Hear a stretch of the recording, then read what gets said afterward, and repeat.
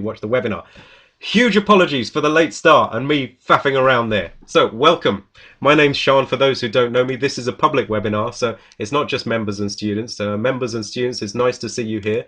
You'll get your own private webinar next week where we'll talk about something, and you'll get an email about that soon as well. So just a couple of brief words about who I am and what I do. I teach here in London. We celebrated last year my 20th year of doing that. I run lessons on Skype. I've been doing that now for 9.5 years or so. I was the first one in the world to do that. And I have a subscription site with over 200 HD videos of me teaching as well. And also run these webinars, which are a fairly new thing. I think we're on webinar about 4 or 5 now. And today is about building solo phrases from scratch. So if you've never built solo phrases before, this will be for you. If you're already playing solos, hopefully you'll get something here as well. Let me just see what people are saying quickly here. Okay, somebody's saying hi, Sean. Okay, do put in your emails or a name, guys, so I know who it actually is. Thank you. Hello, whoever that was. Okay, so my work's really focused on teaching people to acquire what I call jazz skills. Not just about copying me and copying phrases from me or from a book, because I think that's really important, and that's why people struggle so much to play jazz. It's about taking the information and practicing it till it becomes part of your language, and that's what we should really be focused on, and that's what we will focus on today. So please note the Q&A system. There is not a Q&A system on the Google Plus page now. So if you are watching on the Google Plus page, you probably won't be able to ask your question in the normal way that you used to, but you still can on the other link. So if you're using the backup link number 2, then link number 1 will still allow you to ask questions. Sorry about the confusion, but sometimes with implementing new technology, we have to go through this stuff. Okay, and please note also 2 things. I've got a bit of a cold, so I might mute my microphone, get off camera and sneeze or cough or something at some point. Okay, I'll try not to, but it may happen. And also I would like to point out that one of my Skype students is totally blind, and I'm extremely proud of her. And she's on the webinar tonight, so I've promised to speak the notes that I play more than I normally would. Okay, I won't say every single note that I play because it's not really feasible, but certainly the main important stuff I'll say a lot more often than I normally would. Okay, just so you know why. Okay, so what are we going to do? Well, first of all, I'd just like to mention why so many people struggle to play solo phrases. It's one of the things that even a lot of experienced players say they're having trouble getting into. And it's partly to do with the way that we're practicing. It's partly to do with, it is partly to do with the information, sure, but it's more to do with the way that we're working rather than what we're doing.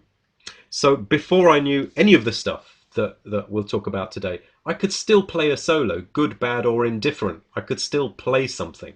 So it's very important to work in a way that you're developing skills. For me, not just copying licks out of books and that kind of thing. That will get you so far, but it won't get you very far. It won't get you to fluency and freedom stage. So the stuff we talk about today is about fluency. It's also important to think about, you know, what your focus is. You know, if we can't agree on what's important, then you're definitely going to struggle. So I would say, what are we soloing over? I think a lot of people, especially newer players, they play a solo phrase, but then they can't play the chords anymore. Does that ring a bell for anybody? If so, please put in a comment. I think a lot of people do find that issue, that they'll go away and play solo phrases, but then the chords are lost. Either they can't remember the chords or they can't get there in time. And they'll come to a lesson and say, I'm having trouble with my soloing, or it's my coordination. Whereas really, they just don't know their chords and their chord sequences and their inversions well enough. So we have to think about, what are we really soloing over? The thing that we're soloing over should be solid. In other words, the chord structure. That's the only thing that's always true, that chord structure. Okay? So just remembering or memorizing the chord structure isn't what we're looking for. That's not jazz. Anything you can only do one way isn't jazz. I'm talking about having freedom with inversions. So for example, if you're going to be soloing, then you should also be practicing comping. So let me just do a quick camera switch here. Just switch over to an overhead shot. So if you want to practice soloing,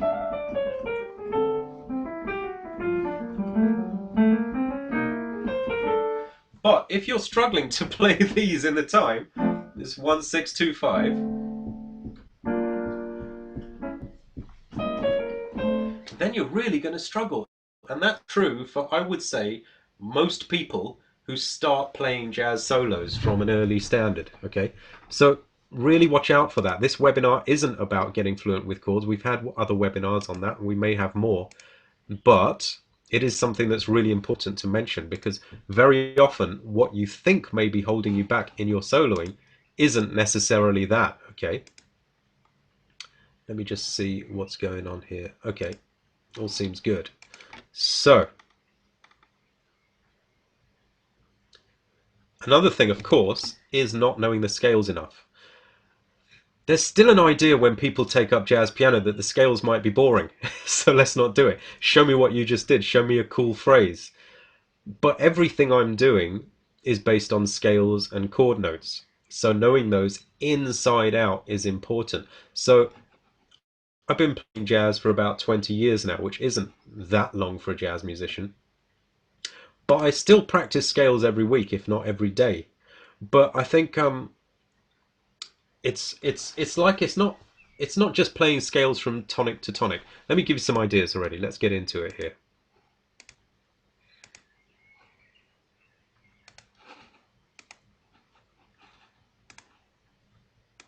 Okay, so let's say I'm going to take the F major scale. Simple stuff. But this is the kind of way you could practice a scale to get some soloing fluency.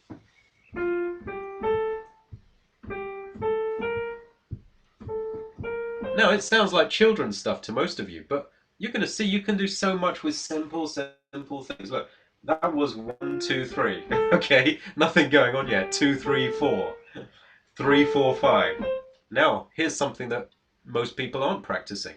I'm going to put a semitone underneath the beginning of each phrase. So when it's 1, 2, 3, F, G, A, I'm going to put a semitone. Again, E, F, G, A. Now a semitone under the next phrase, F sharp, G. Let's say G, well I should say G flat in the key of F. A flat to A. A to B flat. Etc. So if you're practicing scales, that's important. Sounds a bit distant when I'm at the piano. Okay, thank you, Manuel. I've had this issue with these webinars before, so I'm going to move literally the speaker closer to the piano and, of course, screw up the camera in the process. Let me just make that a bit better for you. Thanks for the feedback. Let's try that. Hide that cable a bit. Okay, now, a little more feedback if you had that problem.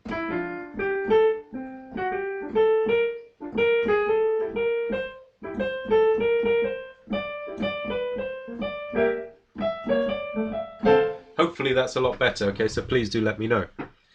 Okay, so, you know, little things like that when you're practicing your scales, make sure that you're giving yourself something that really challenges you.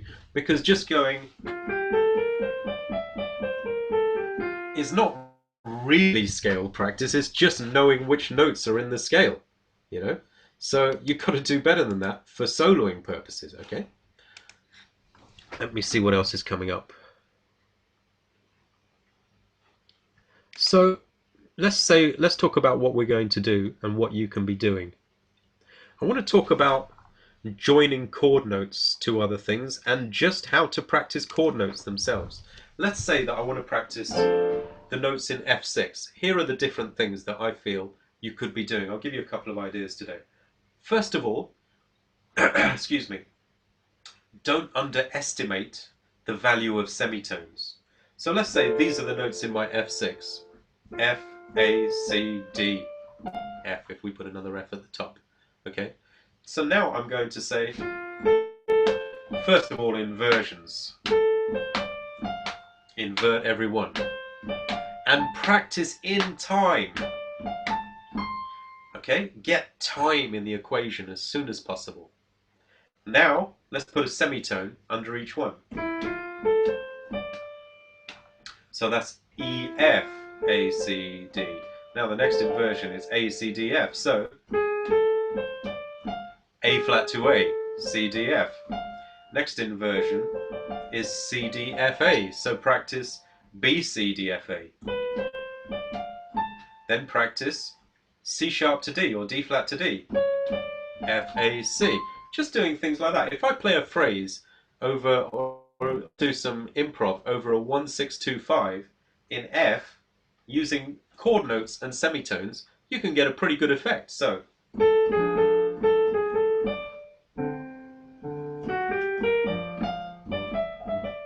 see, there's a semitone under a G minor 7. G flat, G minor, G flat to G minor 7, G, B flat, D, F, etc. You know, you can do a lot.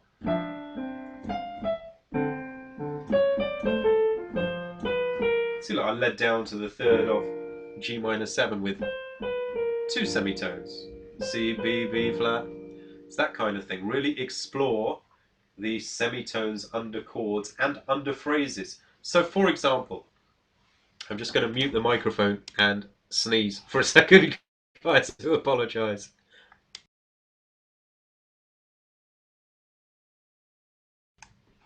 Okay, I'm back, I'm better. Apologies. So, let's say you're practicing the inversions today. Now, we put semitones under those, right? But it's also just as valuable to do stuff like this. Let's take the top note and put it to the bottom. This is called pivoting. So if we take F, A, C, D, but the D itself, we're going to cut it and put it down the octave. So we end up with that, okay? Now we can still use the semitone at the beginning. Maybe we put a semitone under that bottom note too. You see, you already start to build a phrase. Let me play that again. And all I've done so far is play chord notes and some semitones, okay? So we've got E, F, A, C, lower D, approached by a semitone below, D minor 7, to G minor. Done nothing special.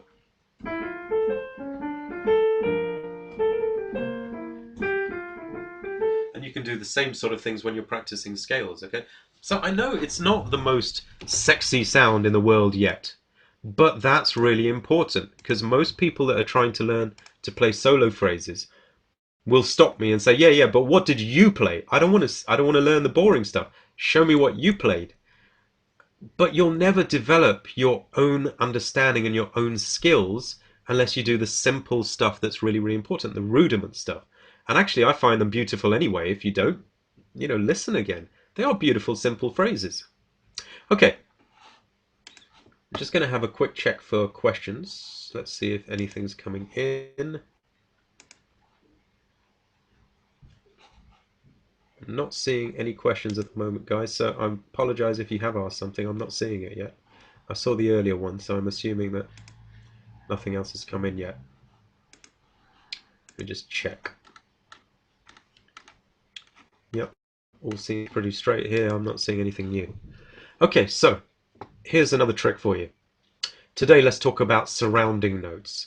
Surrounding notes are really cool ways of making joins between phrases. And also to begin phrases, to join phrases, to end phrases. You can do all of that with surround notes. And there are several ways to surround notes as well. So let's have a look at a couple of the different ways to surround notes, and let's make some phrases with them, okay? Let me just switch the cameras over. And just give me a second to sneeze and cough, guys. Apologies, I didn't want to cancel the webinar with people booked from all over the world, but just excuse me a second.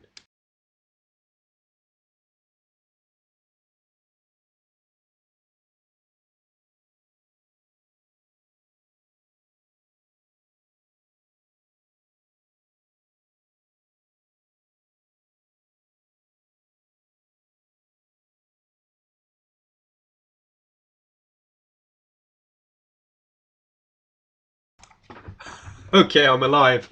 I'm back and I'm alive. Sorry about that. Okay, let's stay in the key of F and let's look at some surround notes. So, David Helms asking, hey, what patterns do you use instead of just going up and down the scale? Well, it's really okay, so I talked about chord notes. The same goes for scales, David, because let's say you go, let's say, first of all, let's just take a root to fifth. And then let's learn to do that through the whole scale, okay? Not so hard in this F major scale. So the next thing I would do is put a semitone under each. So E, F, G, A, B flat, C. G flat, G, A, B flat, C, D, etc. Um,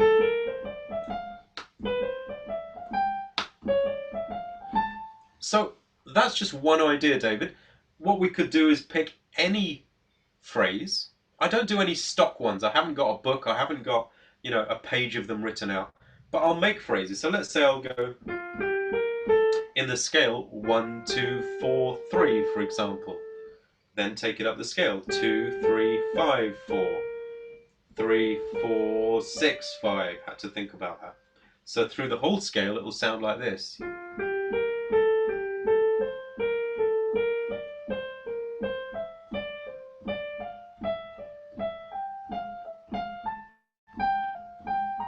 Okay, and the next thing, okay, let's put a semitone before each one.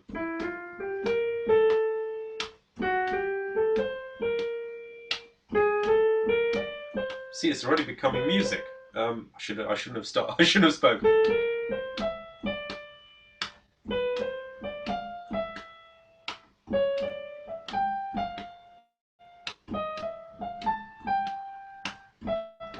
So it's stuff like that, David. You make any kind of thing, and maybe put some semitones in, but take it through the whole scale. I hope that helps you. Okay, let's just check out some of the other questions. Helen would like me to go over pivoting. Yeah, of course I will, Helen. I'll find a point to do that. Let's see what else. Jacques says, we did not hear you sneezing. Did you put a semitone before or after? Love it, Jacques. Thank you. Cesar Braga from Brazil is asking, Sean, would you say a phrase could be comprised of scales, chord arpeggios, and chromatic tones? Absolutely, Caesar. I agree with you 100%. And if we're practicing different ways of playing scales, different phrases on chords, like I showed you before, and surround notes and things that I'm going to show you next, you join all that up and you start to get phrases. Absolutely. But of course, music is more than just the technology, the technique of doing that, but the techniques give you something to practice. And that's really, really important, to have something to practice. And I've heard you play, and I think you're doing great already, man. Okay, David Helm, got you, thanks. You're very welcome, David. Okay, so I'm going to go over pivoting, as Helen asked, and then I'm going to come back to the surround notes, which will form another big part of today. So, Helen, pivoting is when you take a phrase, it could be chord notes, it could be a scale, it could be a phrase you've made, and you break it and take part of that phrase either up or down an octave. So, for example, let's say you make this phrase. I just went, okay, for my student who I was speaking about before, E, F, G, A, B flat, C, C, A, in the key of F. Nothing special yet, but let me see what I can do with it.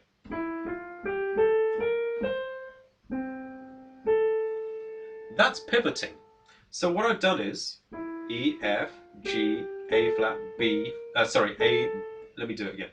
It's quite hard to say the notes you play.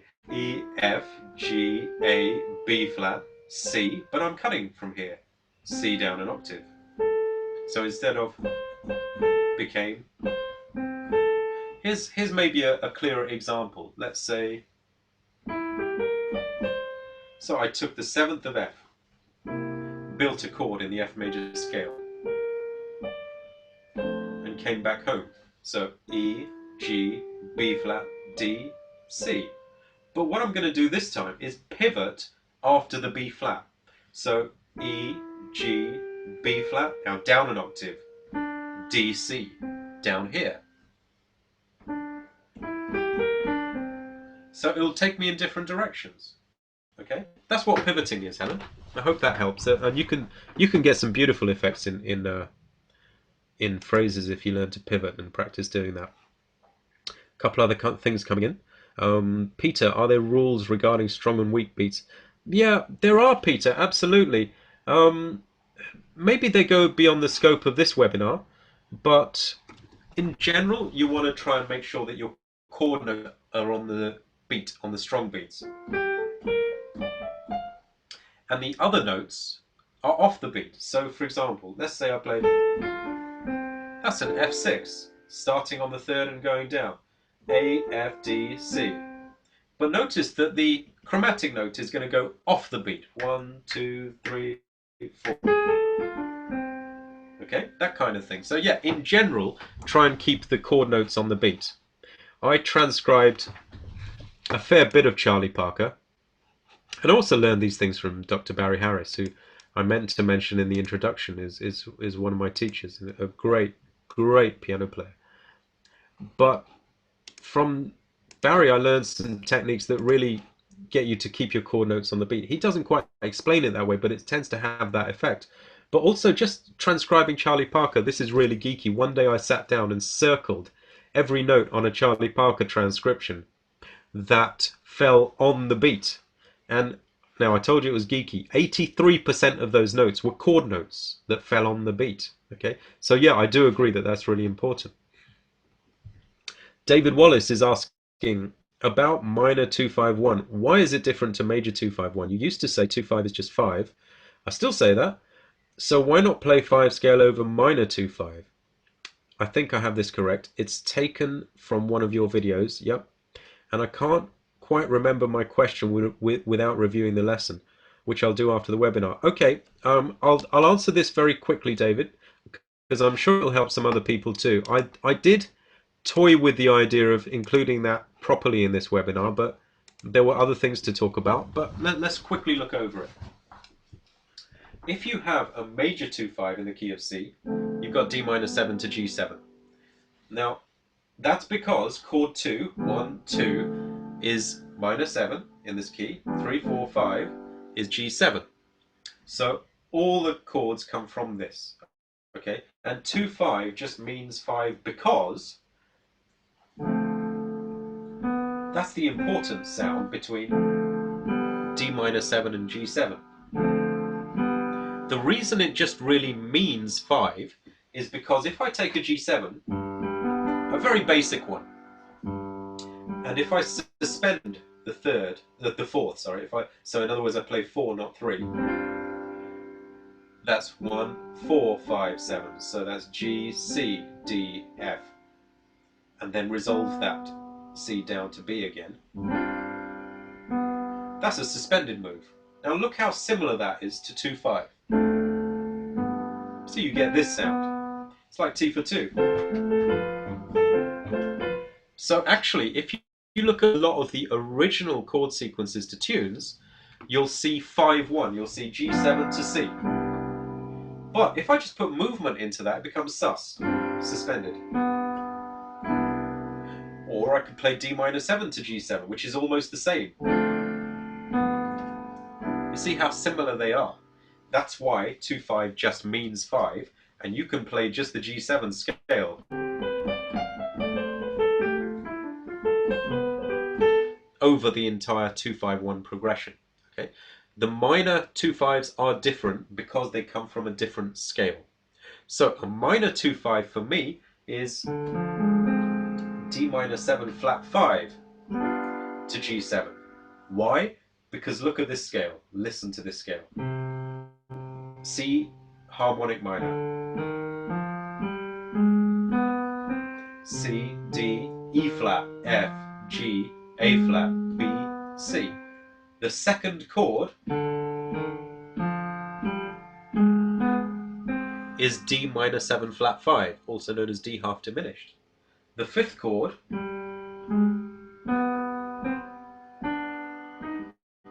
is still G7. So I do need to play a different scale there, okay? We won't get into all the ins and outs of that today, but I hope that's given you enough to know where to look, because I know you're a Jazz Skills member. So if you like, I'll put you in the right direction, point you in the right direction for the videos you need. Okay, but I hope that helps you. Okay, so give me just a moment, guys.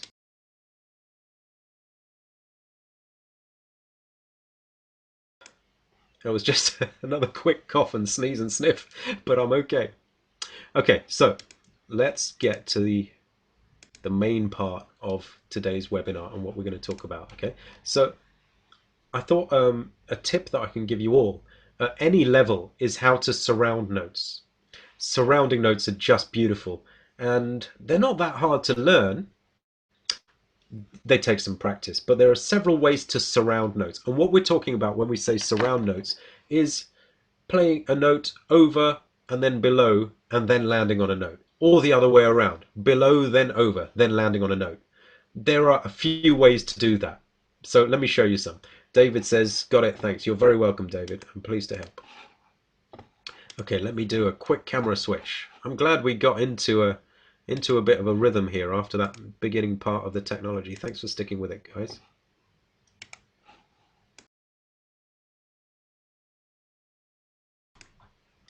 Okay, so surround notes. I'm going to stick with the F. We could surround this F in these following ways. Maybe even some I haven't thought of yet. We could surround it with scale notes from the F scale. Above, I'm going to go above then below. So G, E, F.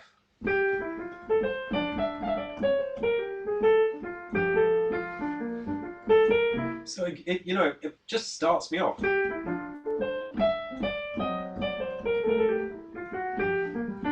But it doesn't have to be the beginning of a phrase. It can be anywhere in the middle of a phrase too. So that's coming down the scale from 6, 5, 4, 3. Surround the F. So you have that kind of thing, okay? That's one way to surround. So if I wanted to surround the 2 of the scale, the G, I'd surround it with a scale note above, A, and another scale note below, F, and then finally land on the G. That's one way to surround.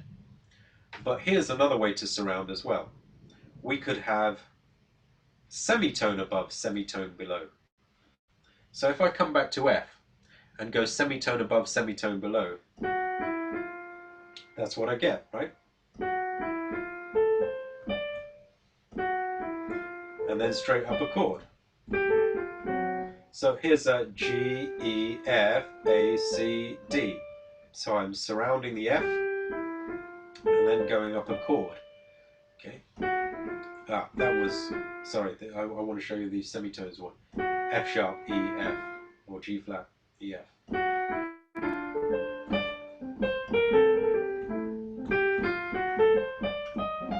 That kind of business, okay? You get some really nice things with that. Another way to surround would be to take, now Charlie Parker used to do this one all the time. He would take scale note above the F, in this case, which is G, and semitone below, E to F. Now, I know you might say, well, hold on, isn't that the same as taking the scale, and then F? Because in the F major scale we get G, E, and then F. If we go scale note above and then semitone below, we still get the same thing. Yes, but in that case we do. Now let's look at the 2 of the scale. Let's say I want to surround this G. Now we know 3 ways to surround notes already. We know that we can go scale, so A, F, G. Then I just played a phrase. G, A, B flat, D. Here's the same one with semitones. A flat, G flat, G.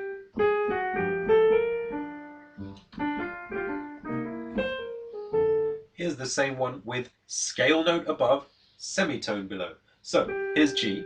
The scale note above is A. The semitone below is G flat, then to G.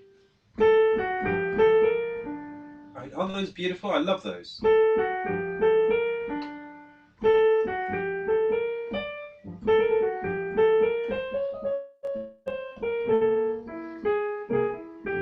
It just sets me up and leads me into some nice places. So we've got, let me recap. I'm going to surround G because it's not the same each time, the way F can be a bit misleading. So surrounding G with scale notes in the key of F could be A, F, G. Surrounding with semitones, I hear Dizzy Gillespie do this one a lot, semitones, is A flat, G flat, G. And I hear Charlie Parker do this one a lot. It's not that they didn't do the others, but it's just something I've noticed. So this next one is scale note above, which is, I'm talking above G, so we're talking A as the scale note above. And then the semitone below, G flat to G, okay? So I just made a phrase here. Now, the other David was asking, how do I do phrases and scales? I've just made up a phrase, 2, 3, 4, 6, that kind of thing.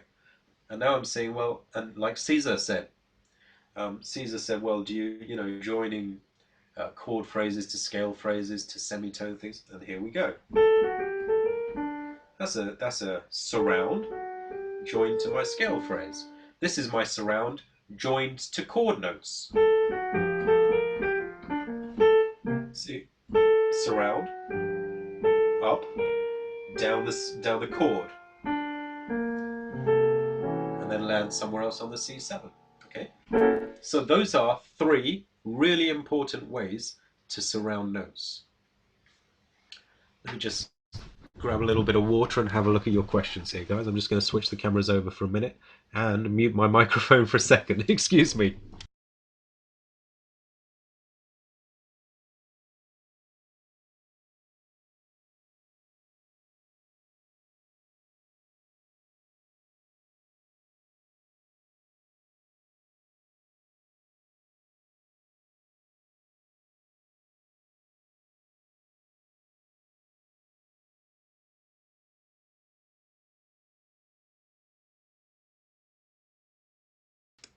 Okay, I'm back.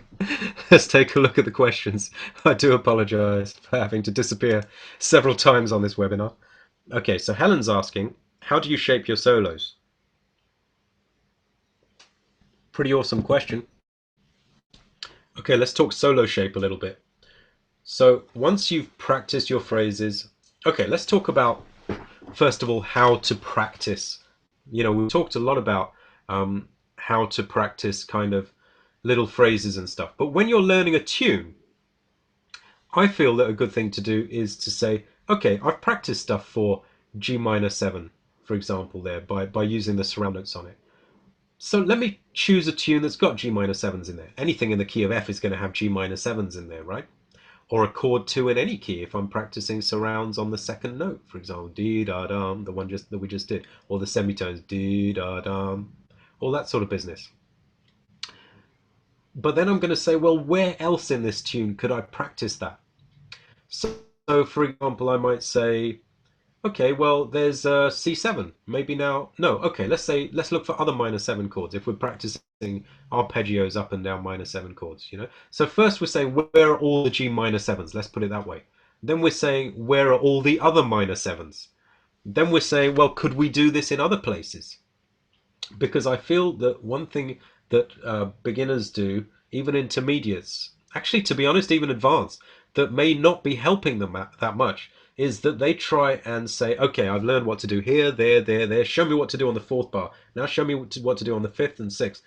And then it's just total overwhelm. So what would be better would be to take a chord sequence and say, I'm practicing this little piece of information at the moment. Let me sneak it in to my practice stroke live playing. Okay, so I wonder if I can give you an example of that. Let me see if I've got a tune. Okay, let's take How High the Moon. I know a couple of you have been learning that anyway, haven't you? and it's already got marks all over it. So let me just delete the marks.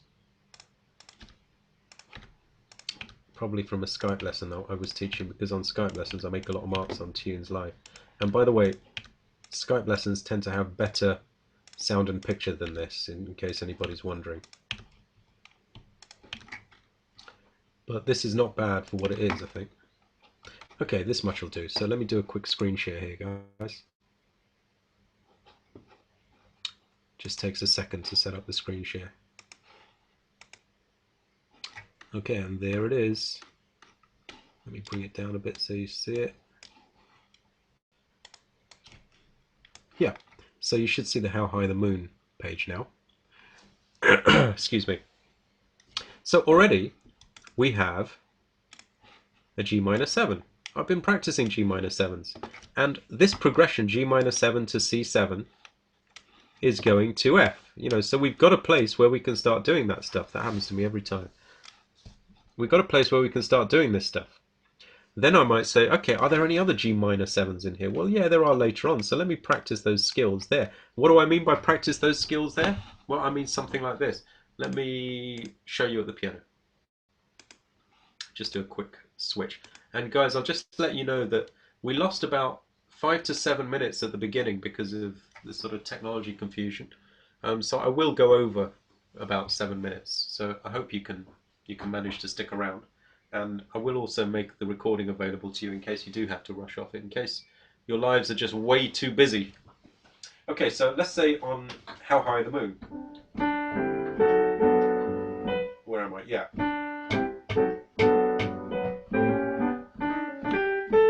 There's my G minor 7. Then I'm on F. So now when I'm soloing, I want to doodle over those first few chords. In other words, I want to figure out phrases that, you know, I'm just practicing. But when I get to the G minor 7, bang, I want to get to one of my phrases or concepts that I'm practicing. So 1, 2, 3.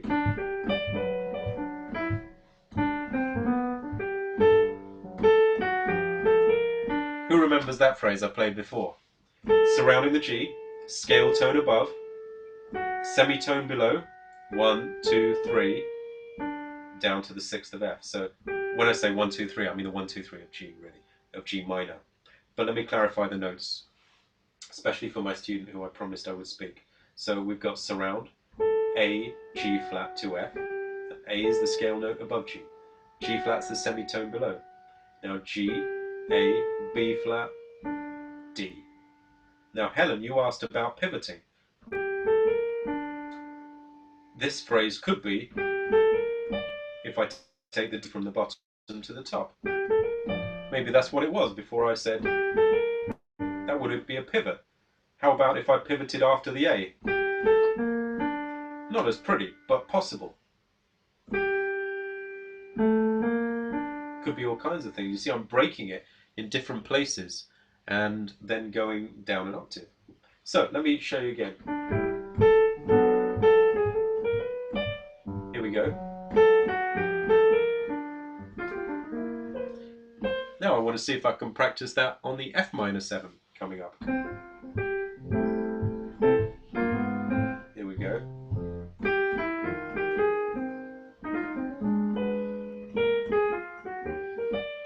So that's how I get from practicing simple scale phrases, using things like surrounds, things like pivots, and then taking a tune and trying to put it on bits of that tune.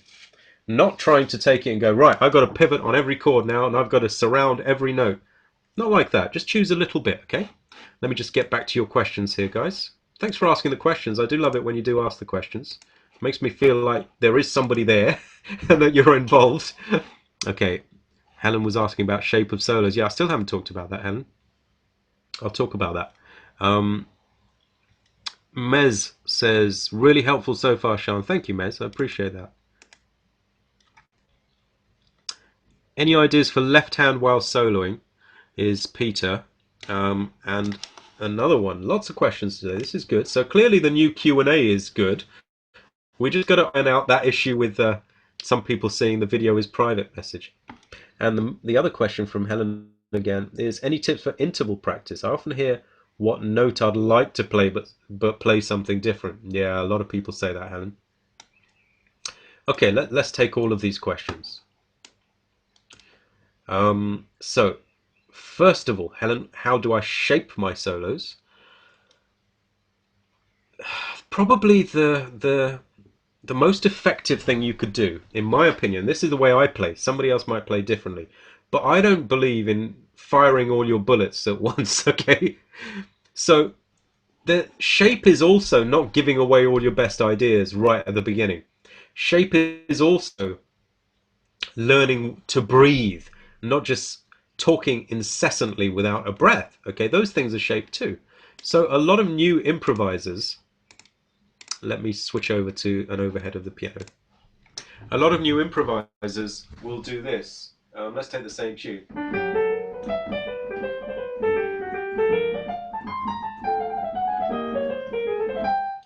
Okay, fine. But I'll be bored in a minute, if you don't take a breath. So taking a breath is really important. Look.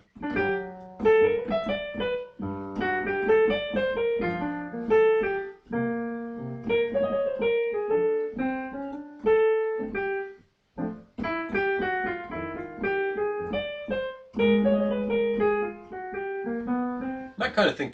Taking breath gives your solo shape anyway, because then one phrase can question or answer the next. It's like saying, "What did you do today?"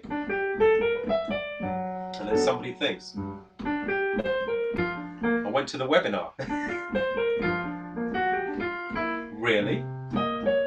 Was it any good? Yeah, it wasn't bad. It becomes more of a conversation. So shape is that, but also shape is, I feel, to be honest, that to a lot of newer players, shape is harder, faster, louder by the end of the solo.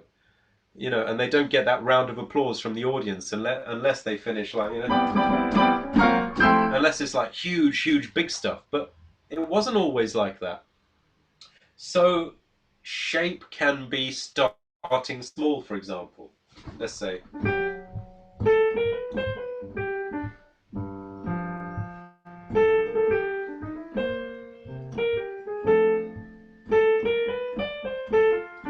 Now, I don't know if you noticed there, but I haven't forgotten the first phrase that I played because I just came back to something rhythmically similar. So take one thing and develop it all the way till the end. People are not squeezing enough juice out of one idea. So students often feel, I've got to have more and more and more and more new ideas, fresh ideas. But really, you just got to take one idea and squeeze the juice out of it. So for example, look at how the tune's written. I'm back to How High the Moon. There's one phrase. And there's an answer, call and response. This is the same as the first phrase in a different key. Same response, a different key. New idea.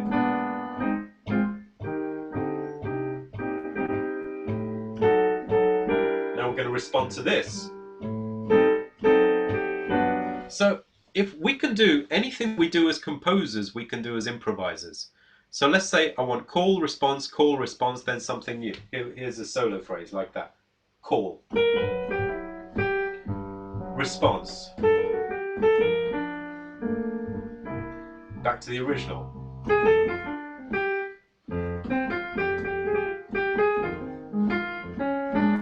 Longer response. So I give shape to things like that in an organic way, so that it's not just one phrase and then another phrase, a little bit of this and then a little bit of that. I'm trying to work, I'm not perfect either, but I'm trying to work in the way that a composer works, by taking something and making it into something else and relating it to the last one. Okay, we don't need 100,000 ideas. We need one or two good ideas to make an entire solo.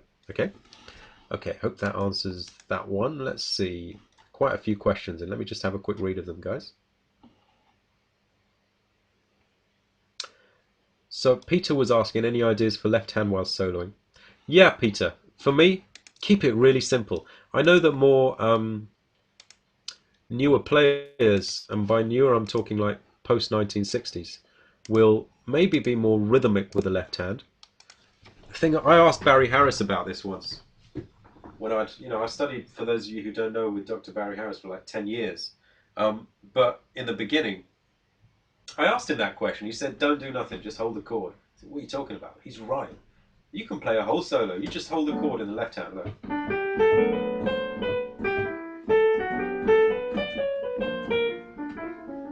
Did you see those surrounds, guys? Surrounding C with C sharp and B. Surrounding D with scale note above, semitone below, and then something. Okay, so it's just to show you it's in my playing. But watch the left hand.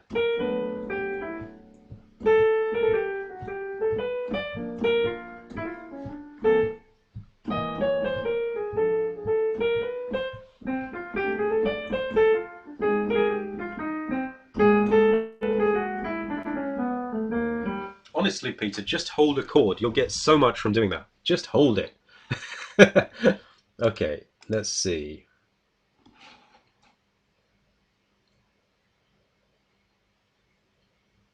Caesar is saying, in shaping, the ideas you presented earlier are great for playing 16 phrases, yeah?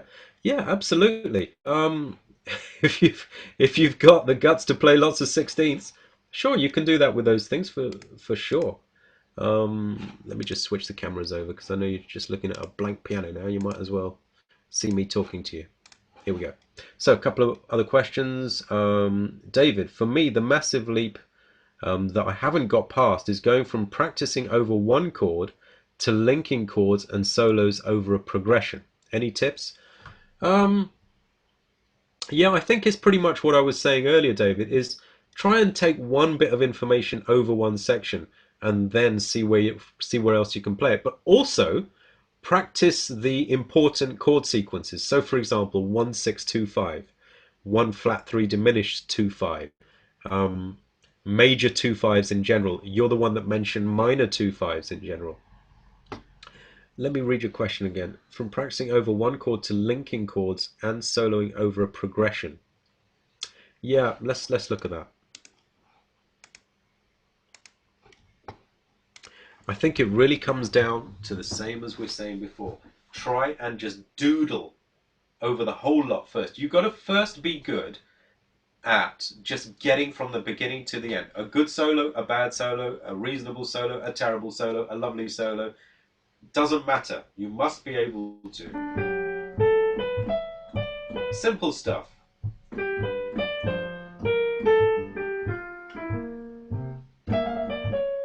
Look at that surround, guys.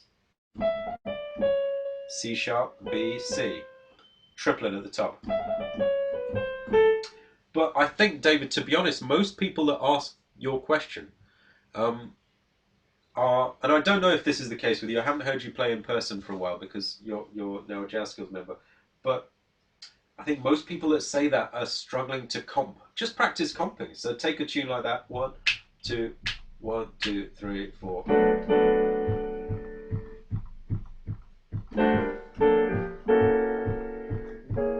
Just practice your chords and know that you can feel them.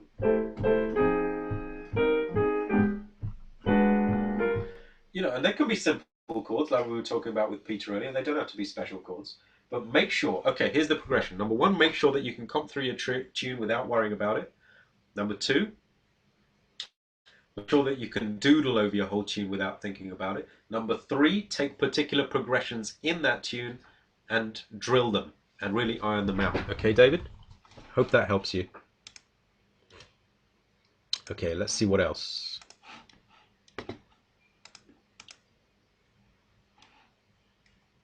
Jacques is asking how much soloing you can do following substitutions in the right for left hand chords.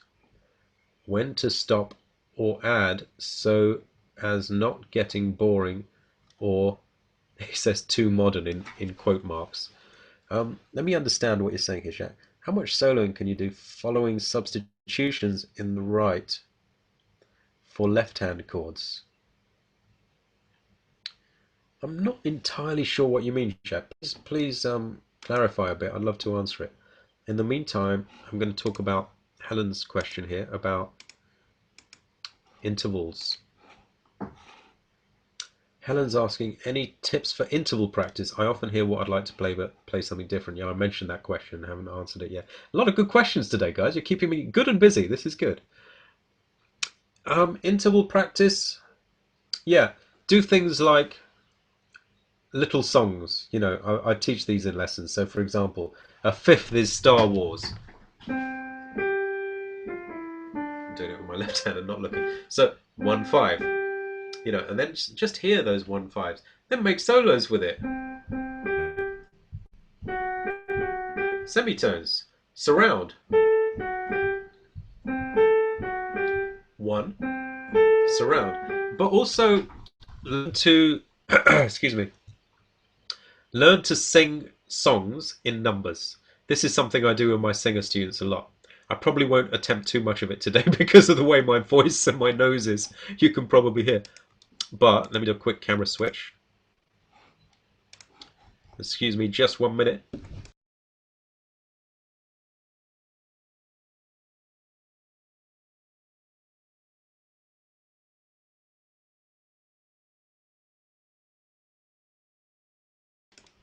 Okay, here I am.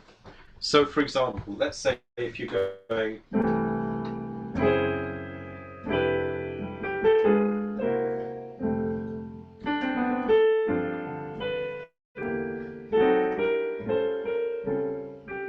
I think I showed this to the guys that came to my London workshop last week. I get my singers to go 1, 8. I can't even sing at all today.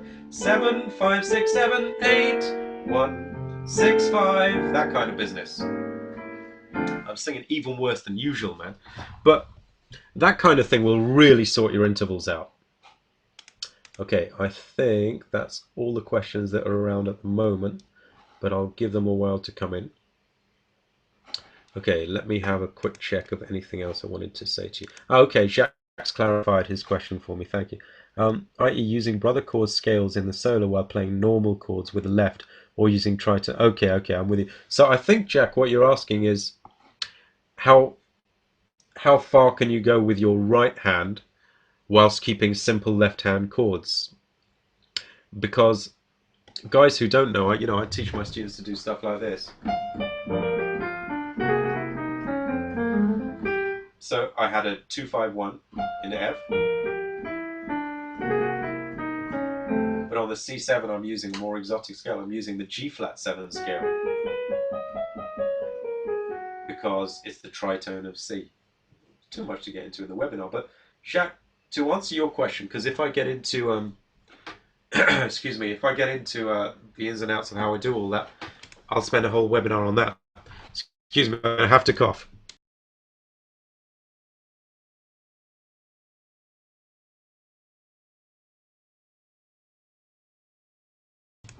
Okay, I'm back. There could be some editing to do on this one. I might have to leave it as it is when I put it up. Okay, but here's how to do it safely, Jack. If you take a C7 here in your left, and you want to play all the exotic notes in the world over the top, let's say you want to go, no problem, as long as you do this. Because let me just say something to people who may not have studied with me before. A lot of people believe that if I want to play, say, an altered sound or a G flat 7 sound or a D flat minor sound over that C7, don't worry if you don't know what I'm talking about. Just accept we're talking about the more exotic notes. A lot of people believe that then I've got to go and play that chord. I've got to play that voicing. Well, life's not like that. And the reason I can prove life is not like that is because, let's say I'm playing in a quartet. Now, I'm okay at comping, but I'm not telepathic. I don't know if the sax player is going to play a C sharp over my C7. I don't know if he's going to play a B. I don't know if he's going to play a D sharp. So I can't always grab the inversion or the chord that he's playing. And even if I do, a really good one, I heard him say to his piano player, look, when you do try and copy where I'm going, you're just robbing me of my chromaticism. It's not as effective if I go, it's not the same, I want tensions. So here's the way you can make it work always. Let me just grab some water.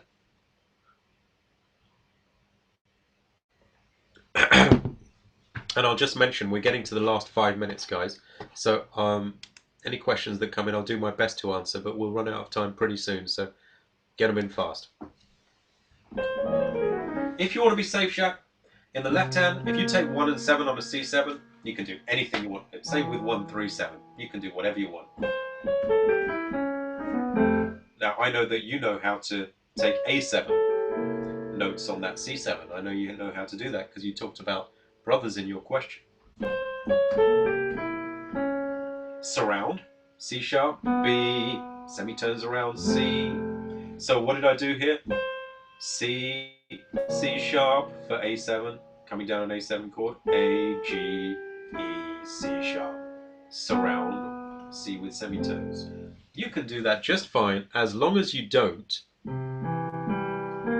include the fifth everywhere in your chord. That will be the more restrictive note. Generally the fifths get sharp, they get flattened, the same with nines. So if you're a player that insists on this voicing on everything, which a lot of newer players do, then you're going to restrict where your soloist can go. If you just hold a simple 1, 3, 7, your soloist can go in any direction. Okay.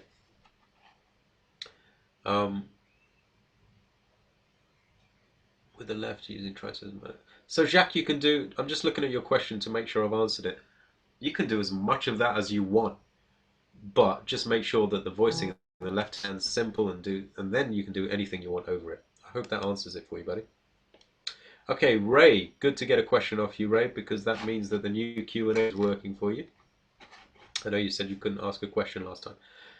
Ray is one of my Skype students from the UK, says, you do many triplets in soloing. Anything to say about that? Yeah. Caesar's just saying, just to thank you for this great webinar. Best wishes from Brazil. Oh, thank you, Caesar. That's lovely. I hope to see you. I'm there in a few weeks, so maybe I'll even see you.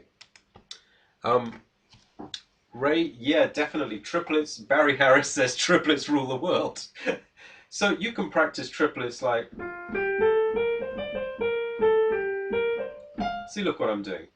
Up the scale. 1 in F. 2, 3, 4, 5. I've decided to put a triplet on the 5.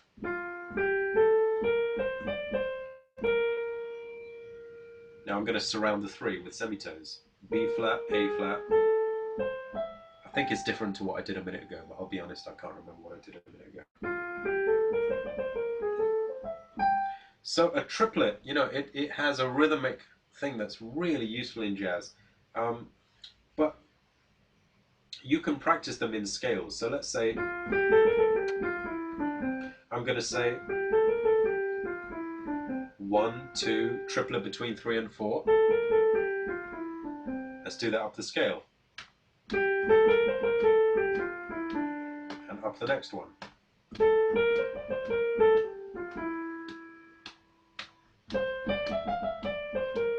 All that kind of business. But let's say I get a phrase right. Let's say if I go, that's semitone under the 3, semitone under A. So A flat, A, C, D, F. So we're still dealing with F6. Something like that. A flat, A, C, D, F, triplet between E and F. Then I went chromatic from the D to C just to make the time figure out right. Or I could have put a surround there. Scale note above the C, semitone below, and back. That kind of thing. So you just got to work it into your play. But the thing with triplets, Ray, is to practice them and make sure you're coming out rhythmically correctly, you know? Okay, David Helm, it was fun, learn some nice stuff. Thank you, David. Everyone's saying very useful session. I really appreciate it, guys. Once again, apologies for the slight delay with starting properly and all the technology hassles and all that. But thank you, Helen. Very useful session. Thank you, and thank you for your questions. So thank you all for attending. And if you do have questions, you can mail me at sean@jazzpianolessons.co.uk. We do have a members website at jazzskills.co.uk, not the .com where you may be watching. Look at jazzskills.co.uk. You can get my free lessons there, or you can learn about membership. I also do lessons on Skype. You can check out jazzpianolessons.co.uk for that, or drop me a mail. So, and in London, of course, there's all that business going on too. So Plenty. So I will post the recording to this as soon as it's ready, guys, and drop you an email about it. Thanks again for coming. I'll be doing a members only webinar next week, guys. So those of you who are students, one-to-one students and Jazz Skills members, there'll be a special webinar for you on Thursday, same time next week. And I'll keep you posted about anything else that I do that's public, okay? So thank you again for coming, and have a great night. Those of you for whom it is night, talk to you again soon. Thanks, guys. Bye for now.